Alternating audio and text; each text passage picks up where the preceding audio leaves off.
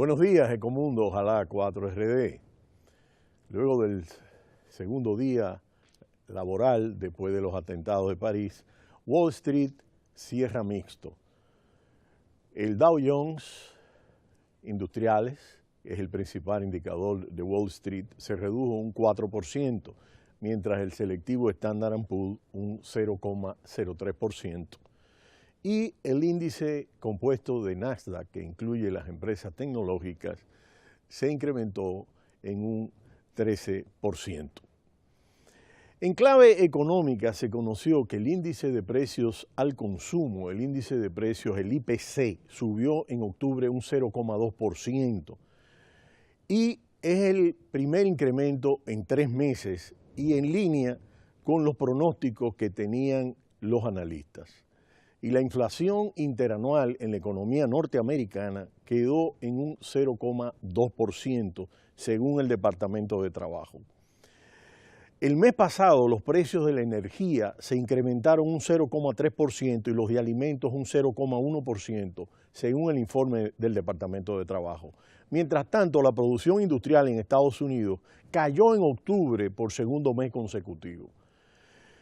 Y la Reserva Federal, al ofrecer su informe, dice que esto aumentó las preocupaciones sobre la solidez del crecimiento económico en el cuarto trimestre para toda la economía norteamericana. La Reserva Federal dijo que la producción bajó un 0,2% en octubre tras una reducción de 0,2% en septiembre. Es decir, que hubo un dato de mejoría en términos de inflación leve y hubo una caída de la producción industrial.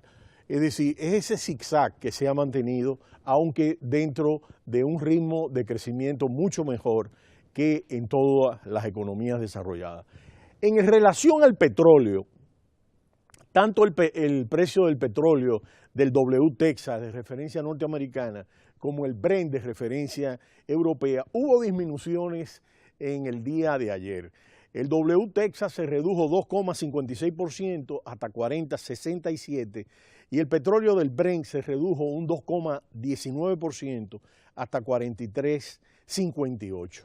Las razones que esgrimen los analistas en el mercado es sobre todo un anuncio del incremento de la reserva del crudo que está planteado para mañana y cómo hay que ver la repercusión de los ataques aéreos que se han estado haciendo a las posiciones yihadistas del Estado Islámico. En este sentido vemos una caída en 8 de las últimas 10 sesiones y vamos a ver cómo reaccionan ante los acontecimientos que se vienen presentando, sobre todo con el bombardeo entre Francia y Rusia y la coordinación que tienen Hollande y Vladimir Putin. Hollande ha logrado que la Unión Europea le dé el apoyo para obtener asistencia militar, para impulsar los ataques en torno al Estado Islámico y anunció viaje a Washington y a Moscú para coordinar una gran coalición en torno al Estado Islámico. Por otro lado, ayer se presentaron reportes sobre el último trimestre de la economía japonesa, la cual, que es la tercera economía mundial, no logra remontar el vuelo.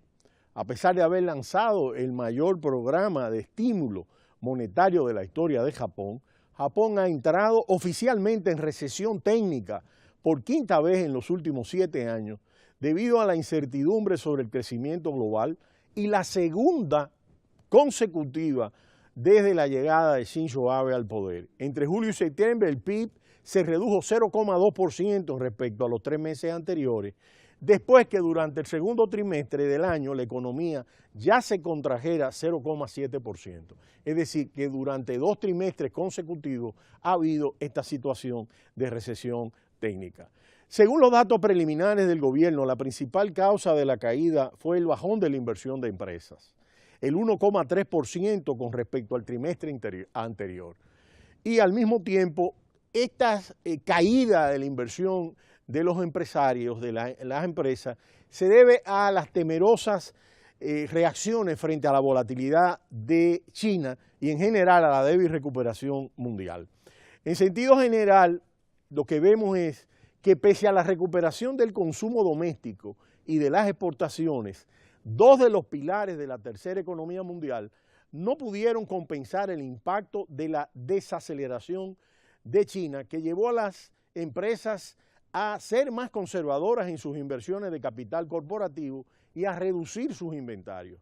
La contracción del PIB se debió principalmente a la aguda caída de la inversión del capital corporativo, que se redujo un 0,5% en términos interanuales y a un 1,3% en comparación con el trimestre anterior. Recordemos que el consumo doméstico supone un 60% de la economía japonesa y apenas se incrementó un 0,5% frente al trimestre abril-junio. Es decir, que dos de las variables claves en el caso de la economía japonesa que tuvieron algún signo positivo dentro del trimestre, que es el consumo que representa el 60%, apenas se incrementó un 0,5% y las exportaciones mejoraron en 2,6% interanual.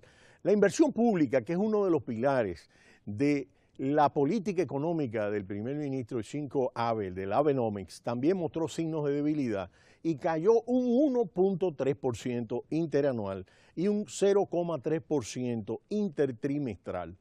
Una de las principales prioridades del ministro de Economía es precisamente el logro que Japón deje atrás décadas de estancamiento económico y para ello ha puesto en marcha inmediatamente después del nombramiento, en este caso de Shinzo Abe, son 2 décadas de estancamiento económico, el mayor plan de estímulo de la historia de Japón, que es conocido como Abenomics, que es justamente el apellido del primer ministro de Japón.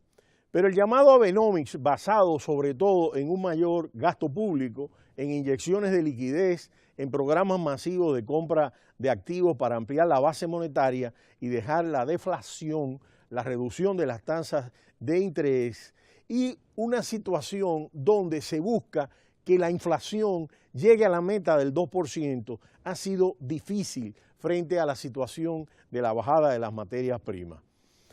Esta política del Abenomics, que es el centro de la política de este mandatario, de este líder japonés, no está dando los frutos esperados, lo que supone un nuevo revés público para Abe. Si bien la inyección de capital en la economía que depreció la moneda japonesa, el yen, y favoreció enormemente las exportaciones, en 2014 a Japón se le fue en términos del impacto que significó un impuesto que gravó el consumo, que fue una medida que se aplicó para afrontar el incremento y el peso elevado de la deuda pública, que está cercana al 250% del Producto Interno Bruto. Esto debilitó la demanda interna más de lo esperado y situó al país en números rojos. Una vez superada la situación, gracias en parte a la ampliación del programa de estímulo que se ha estado planteando en términos monetarios, las ganancias de las compañías japonesas que se han beneficiado de este yen, la moneda, no han repercutido ni en la inversión ni en incrementos significativos en los niveles de salarios, por la desconfianza en el porvenir de la economía mundial y los vaivenes recientes de su mayor vecino, que es China. Se espera que haya una recuperación del consumo privado y por el cambio de tendencia en el gasto corporativo debido a los mayores beneficios empresariales acumulados. Está por ver si se tomarán nuevas medidas de estímulo ahora que en el día de mañana y pasado se reunirá el Banco Central de Japón y se estima la probabilidad de que en un presupuesto suplementario que está en proceso, entre otras cosas, se plantee un apoyo masivo al sector agrícola para ayudar a los campesinos a hacer frente a la competencia que traerá la forma del acuerdo transpacífico firmado entre 12 países con Estados Unidos a la cabeza. Este enésimo espaldarazo en forma de gasto fiscal podría alcanzar unos 23.000 a 26.000 millones de dólares. Ahora, las vulnerabilidades a las turbulencias de la economía mundial están ahí y pese al impacto en la política fiscal y a la política monetaria, lo que estamos viendo es una debilidad en el marco de los salarios y una dicotomía entre los salarios de las altas empresas y de las empresas en peores condiciones. además de temas demográficos importantes como la participación de las mujeres en el mercado laboral y corregir el declive de la fuerza laboral en un país donde la población está cada vez más envejeciendo. De manera que vamos a ver cuál va a ser el impacto de estas nuevas medidas en el último trimestre. Así, Ecomundo ha presentado las últimas estadísticas del cierre de China, de toda la Unión Europea y de la Eurozona, y ahora de toda la situación de la economía japonesa. Por el día de hoy, Ecomundo cierra y hasta mañana estaremos de nuevo aquí y presentaremos algunos datos nuevos sobre las situaciones y las tendencias de la economía mundial. No le cambie, Cita Cultural.